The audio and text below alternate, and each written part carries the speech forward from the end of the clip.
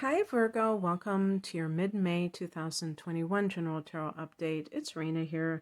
Okay, I have a weird situation that just occurred. My phone filled up with all of the files, and so it was telling me, I had to erase some of them, and I did. And apparently I erased the first probably like 16 minutes of the reading or whatever, the vast majority of the reading. So it left the second part, but not the first part. And I tried to be very careful about what I erased. So if anybody knows, I just want to ask out there, if you know why this is happening. It seems like it's some kind of hidden files that you try to, because I tried to do it. My phone has 64 gigs of storage. So that's plenty for a whole bunch of readings, and I do try to erase them after a few days. But there's something must be going on with hidden files because I can't see what is taking up so much room, even with the apps and stuff like that. And I've looked for it online, and there hasn't been much information about this. So it's kind of weird. So what I'm going to be doing is just doing the first portion of the reading and then trying to just join them up because I don't want to do the whole thing again. I already did the end. So that's why these cards are laid out. So by the way, this is the Wild Unknown Tarot deck. So the heart of the matter is the Knight of Cups, and this is a card that is associated with an offer that somebody gives to you. It's interesting that they depict it with green, like grass, coming out. It almost reminds me of the wands and the leaves sprouting out, because to me it's like, green. Of course we think of money, but it speaks to me of like a new kind of way of living, but opportunities, I would say, things like that. And so even like healing, now that I think about it, I think of greens as being healing foods, and just that being in nature and that kind of thing. So if this is a person who has come into your life, now this is a romantic figure, if this is a person, and you may be coming from an emotional devastation in a sense, because we have in the past position, even though this is depicted by swords. This is swords. See, I get them confused with wands in this deck. 10 of Swords is the, see how they depict it, like right through the eyes, the sense of betrayal. And of course, like in a marriage or a serious relationship, that can be finding out that the person that you thought was faithful to you is not faithful. And that can feel like this slap in the face, this knife in the gut, or knife in the back. And yet this person is here, that is kind of helping you, or that you are looking to as this is how you're going to handle the situation. In some cases, I see the Knight of Cups too as it could be a job offer for a career in the healing arts, where you're doing something. It might be completely different from what you're doing. Now, it's interesting because swords relate to your intellect. So certainly for Virgos, you can be in the mind, because Mercury is your ruler. And so that would go along with the swords, even though they technically connect with air signs, but what they represent is the intellect.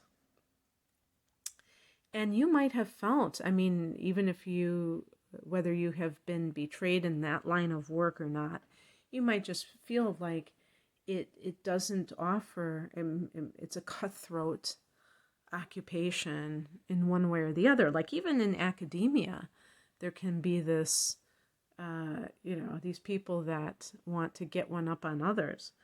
It doesn't matter what the occupation, it doesn't have to be like you're working as a at the Board of Trade or something, and or in a corporate environment where there's just like all this jockeying for position. It could be something as simple as trying to get tenure at a university, and it still has that kind of drama. That's another thing with swords is drama, but personal relationships as well. The higher message, or the bigger picture in this, is the Two of Wands, and this is the card of, maybe you have a choice to make, especially in career matters of, the two different directions. Wands is more dynamic and instead of dry, so it's more like passionate, whatever this is. Creative is a good way of putting it.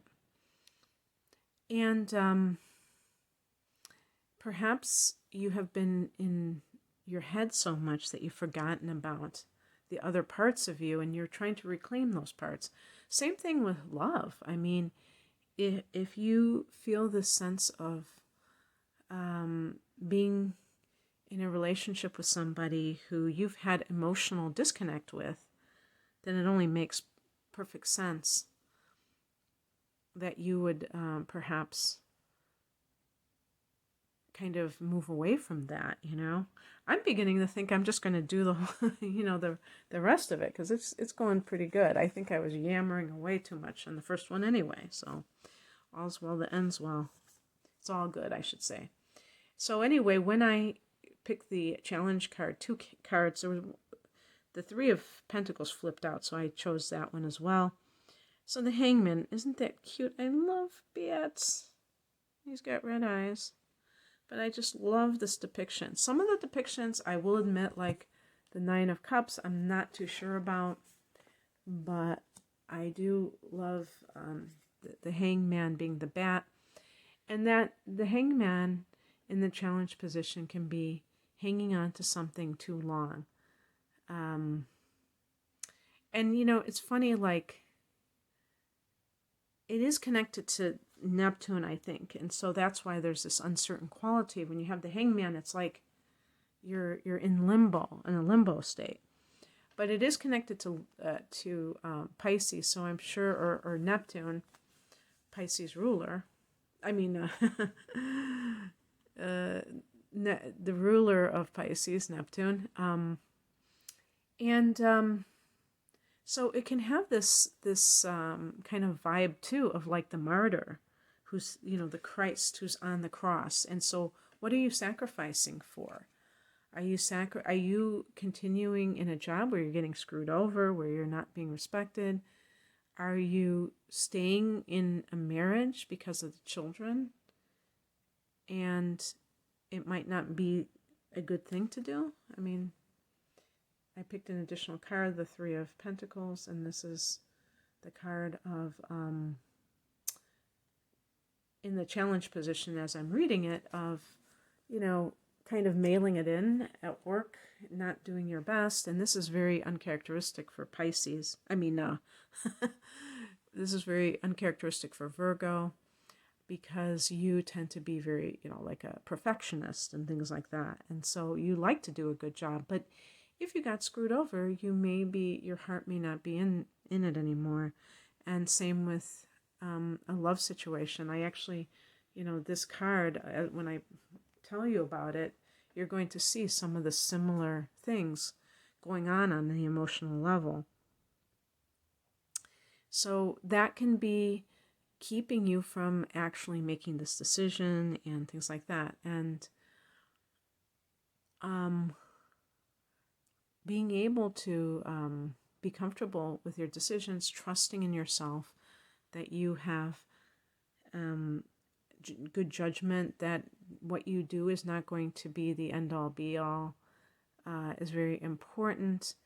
And then you take yourself out of that very, I was going to say precarious, but that's not the word I was looking for, and that very, like, kind of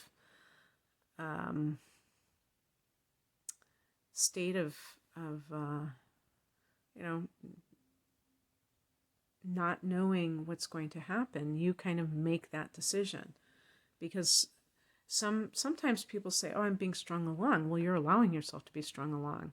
If you're dating a married person, first of all, what the hell is going on, because that's not really an optimal situation to begin with. But if that person has been promising that they're going to divorce another person and they keep moving the goalposts, you have the choice to say, well, you know what?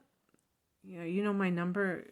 Let me know when you have finally done it and I have proof that you've done it, and I'll get back to you. If I'm not already with somebody else. So sayonara, that kind of thing. And you have that ability to do that on your own.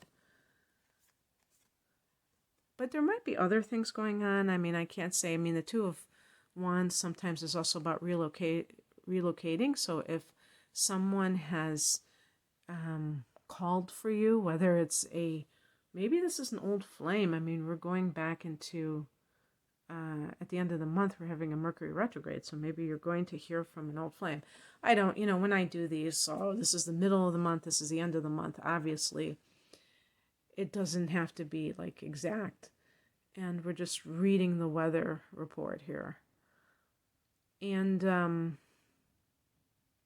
that can be a situation where maybe you are tempted to like relocate for some person or some new job offer, but you're not quite sure. And so the hangman is like, you know what, or get off the pot.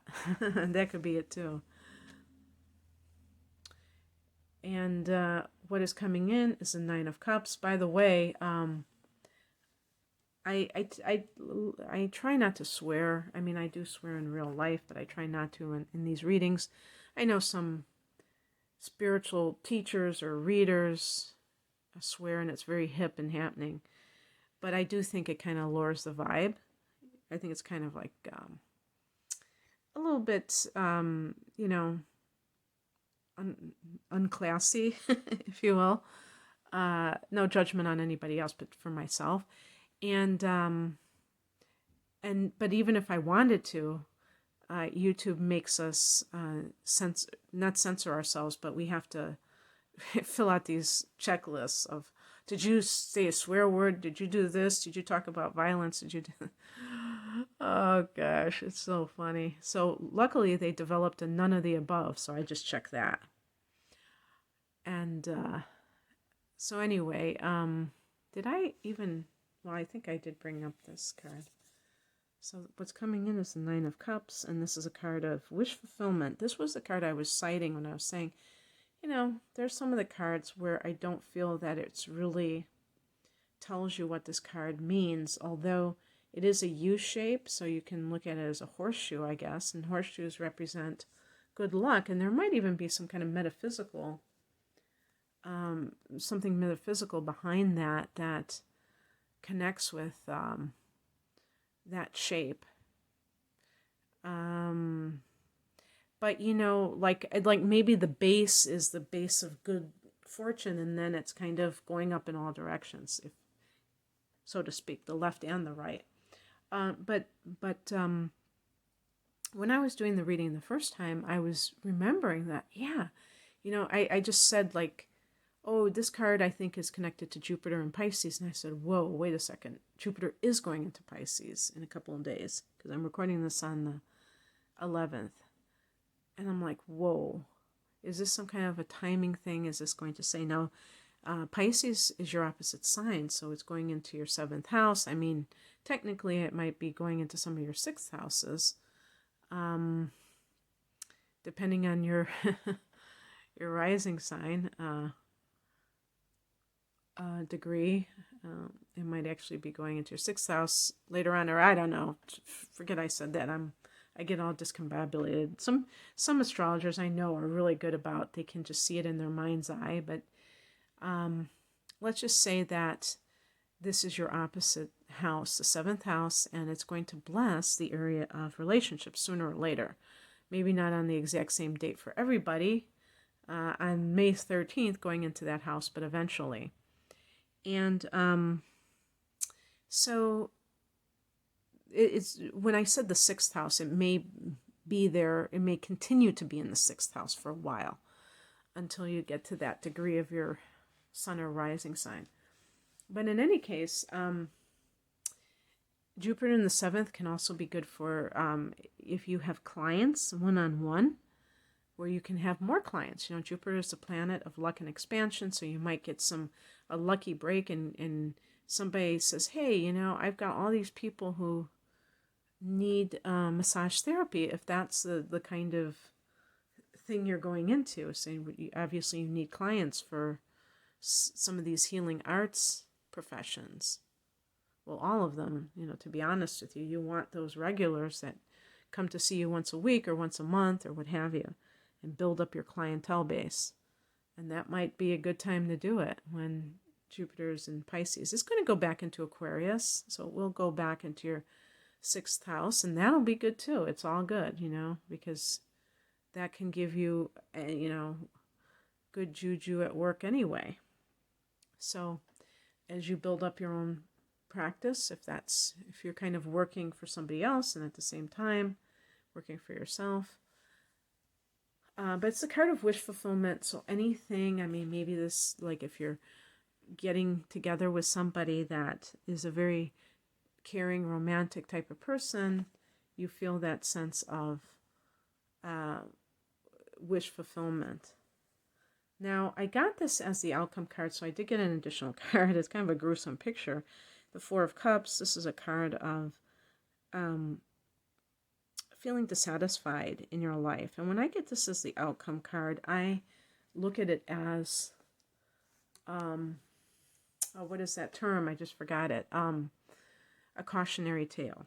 Like if you continue to stay in this place of limbo and you refuse to kind of make a decision about your future that has some effects, some good effects for you, and you're really choosing your own happiness. That's another thing with the Nine of Cups. I think of somebody who is choosing their own happiness, who really believes that they're deserving of happiness, not is trying to deprive themselves of happiness. That you can just wind up very dissatisfied, and this is the opposite of what you're looking for. You don't want this, so don't invite this into your life. Don't assume that this is inevitable, that you need, you have to accept this as an obvious outcome, because it's not true. You don't have to, and you can have what you want.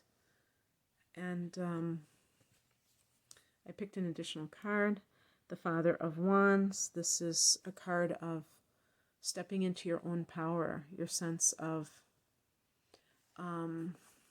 autonomy, of calling your own shots. Now, this is something to embody, where you can feel this sense of being the captain of your own ship.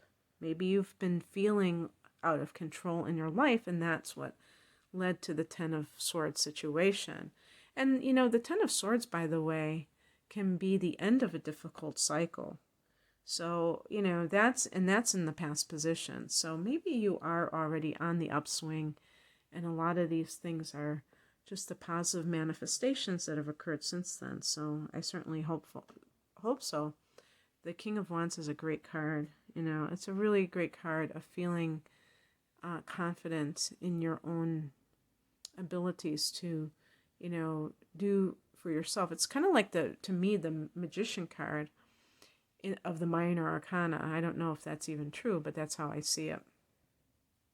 Okay, that's what I have for you, Virgo. I hope that you enjoyed this, resonated with it. If you'd like a private reading, and especially for those people who have never had a natal chart interpretation, I am promoting my double chart readings.